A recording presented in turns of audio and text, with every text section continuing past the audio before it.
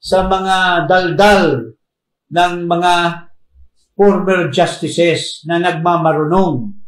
Tapos na sila sa korte, ngayon gusto pang pumapel sa publiko.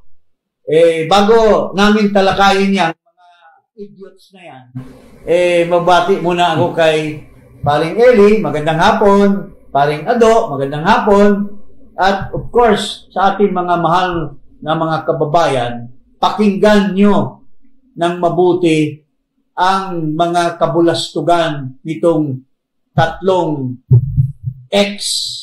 Mga X. Hindi EX, mga X. Kung sa X-Men. Porno pa yan mga triple X. Triple X. Triple X na mga paninira sa integridad ng Korte Suprema. Walang hiya itong mga tao na ito. Okay, pakinggan muna natin itong Ascona na panay papel, panay pa-interview. Tapos, binabastos mo ang institusyon na pinanggalingan mo. Mahiya ka naman, Ascona. First of all, you have said, Justice, that the decision is lawful but unfair. May you elaborate?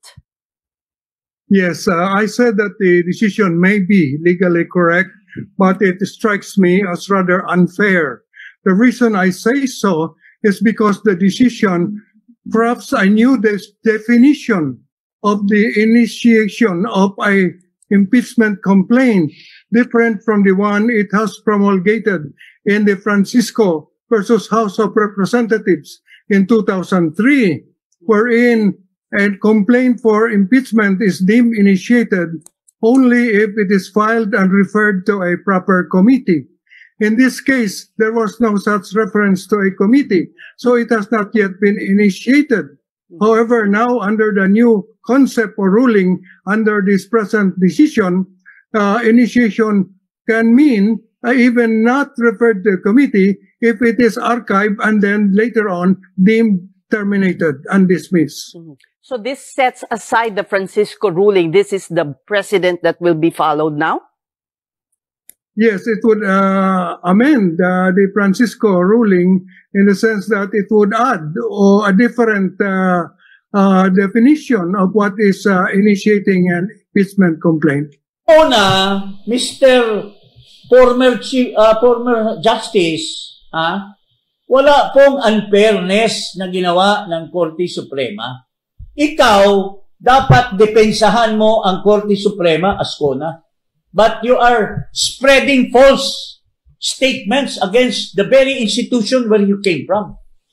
You are giving false statement to the extent that people will believe that the Supreme Court that we have now has no longer integrity. Sinisiraan mo ang integridad ng Korte Suprema.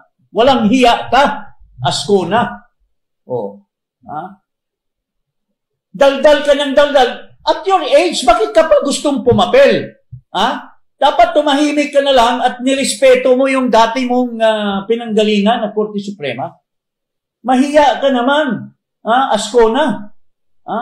I almost believed in you during those times when I was young and I met you.